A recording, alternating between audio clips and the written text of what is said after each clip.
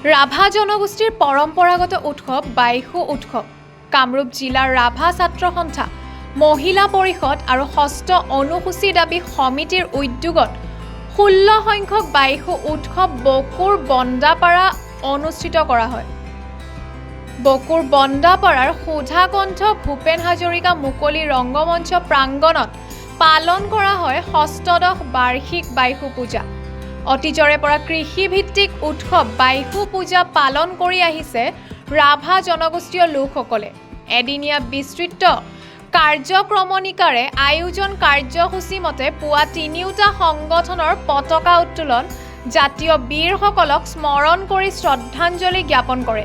লগতে ভাৰত ৰত্ন সুধাকণ্ঠ ভূপেন হাজৰিকা, প্ৰাণৰ শিল্পী ঈশ্বৰপুত্ৰ জুবিন গাৰ্গৰ প্ৰতিচ্ছবিত মাল্যাৰ্পণ আৰু পাতি ৰাভা গীতৰ জৰিয়তে ৰাভা জনগোষ্ঠীৰ সাংস্কৃতিক দিশটোক অনবদ্য অৱদান আগবঢ়াই নিয়া বিচিত্ৰ খণ্ডলৈও শ্ৰদ্ধাঞ্জলি জ্ঞাপন কৰে সংগঠনকেইটাৰ নেতৃত্বই। উল্লেখ্য, বন্দাপাৰা আঞ্চলিক ৰাভা ছাত্ৰ সন্থা, মহিলা পৰিষদ আৰু ষষ্ঠ অনুসূচী দাবী সমিতিৰ সহযোগত অনুষ্ঠিত বাইশু উৎসৱৰ লগত সংগতি ৰাখি তামাই শীৰ্ষক 4ৰ্থ সংখ্যক মুখপত্ৰ উন্মোচন কৰে ৰাভা ছাত্ৰ সন্থাৰ আলোচনী সম্পাদক সঞ্জীৱ ৰাভাই। সমান্তৰালকৈ উদযাপন সমিতিৰ দ্বাৰা প্ৰস্তুত কৰি উলিওৱা থুব্ৰি চিনি নামৰ স্মৃতিগ্ৰন্থ আনুষ্ঠানিকভাৱে উন্মোচন কৰা হয়। দিনজোৰা কাৰ্যসূচীৰে আয়োজন কৰা পূজাত দুপৰীয়া ৰাভাৰ লগতে আন আন জনগোষ্ঠীৰ লোকনৃত্য, আধুনিক নৃত্য আদি প্ৰদৰ্শিত কৰে। পিছত কামৰূপ জিলাৰ অন্তৰ্গত বিভিন্ন আঞ্চলিক সমিতিৰ পৰা প্ৰতিনিধিত্ব কৰা নৃত্য দলৰ মাজত ছাথাৰ নৃত্য প্ৰতিযোগিতা অনুষ্ঠিত হয়। এনেদৰে বিভিন্ন পৰ্যায়ৰ সংগঠনৰ নেতা, আমন্ত্ৰিত মুখ্য অতিথি, দুধনৈ সমষ্টিৰ বিধায়ক টংকেশ্বৰ ৰাভাৰ লগতে বিশিষ্ট অতিথি হিচাপে বকো ছয়গাঁও সমষ্টিৰ বিধায়ক ৰাজু মেছ উপস্থিত থাকে। আনহাতে সাংস্কৃতিক মঞ্চ উদ্বোধন কৰে সদৌ অসম কোচ ৰাজবংশী যুৱ ছাত্ৰ সন্মিলনীৰ কাৰ্যকৰী সভাপতি শ্ৰীযুত অনুপম দাসে। বকোৰ পৰা হিমাংশু দাস।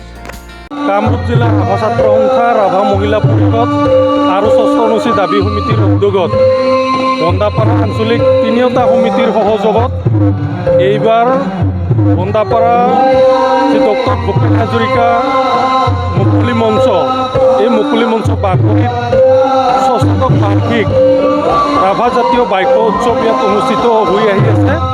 আৰু এই বাইশু উৎসৱত আমি আজি দিনজোৰা কাৰ্যসূচীৰে ৰাতিপুৱাৰে পৰা এতিয়ালৈকে কাৰ্যসূচীসমূহ চলি আছে।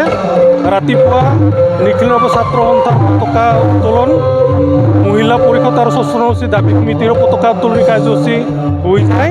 তাৰ লগে লগে আমাৰ জাতীয় যিসকল বীৰ শ্বহীদ আছে, সেই বীৰ শ্বহীদসকলক আমি শ্ৰদ্ধাঞ্জলি জ্ঞাপন কৰা হয়। আৰু আমাৰ যি ভাৰত ৰত্ন ডক্টৰ ভূপেন হাজৰিকা দেৱৰ প্ৰতিচ্ছবিত মাল্যাৰ্পণ কাৰ্যসূচী সমাপন কৰা হয়। তাৰ লগে লগে আমাৰ যি ঈশ্বৰ পুত্ৰ বা আমাৰ যি হিয়াৰামঠু জুবিন গাৰ্গৰ প্ৰতিচ্ছবিত মাল্যাৰ্পণ কাৰ্যসূচী সমাপন কৰা হয়। তাৰ লগে লগে আমাৰ পাতি ৰাভাসকলৰ যি গীত মাতসমূহ আছে তাক আগবঢ়াই আনি তাক ৰাইজৰ মাজত প্ৰতিষ্ঠিত কৰা যি উল্লেখনীয় অৱদান বিচিত্ৰ খান্দা এই অঞ্চলৰে ব্যক্তি হয়, তেখেতকো আমি আজি এই চেগতে শ্ৰদ্ধাঞ্জলি অনুষ্ঠান আমি সমাপন কৰোঁ। আৰু তাৰ লগে লগে আজি আমাৰ যি বাইশৰ লগত সংগতি ৰাখি আমি যি বাইশু উৎসৱৰ মুখপত্ৰ তামাই উন্মোচন ইতিমধ্যে হৈছে আৰু উদযাপন সমিতিয়ে এখন স্মৃতিগ্ৰন্থ ইয়াত উন্মোচন কৰিছে। তাৰ লগে লগে আমাৰ যি বাইশু উৎসৱৰ লগত ওতঃপ্ৰোতভাৱে জড়িত এটা বিষয়, সেইটো হ'ল ছাথাৰ নৃত্য প্ৰতিযোগিতা। ছাথাৰ নৃত্য প্ৰতিযোগিতা ইতিমধ্যে আৰম্ভ হৈছে। আমাৰ কামৰূপ জিলাৰ যি অন্তৰ্গত আঞ্চলিক সমিতিসমূহ আছে আৰু এই আঞ্চলিক সমিতিসমূহে এই ছাথাৰ নৃত্য দলবিলাকে ইয়াত অংশগ্ৰহণ কৰিব। তাৰ লগে লগে যি কিলা দীপিকাই বুলি এটা অনুষ্ঠান আছে, বাৰনাক্কাই অনুষ্ঠান বুলি অনুষ্ঠান আছে। আৰু আমাৰ যি এই সাংস্কৃতিক আমাৰ যি অনুষ্ঠান সন্ধিয়া আমাৰ সাংস্কৃতিক অনুষ্ঠানসমূহ চলিব। ইয়াত সুকণ্ঠী গায়ক গায়িকাসকলকো ইয়াত নিমন্ত্ৰণ কৰা হৈছে।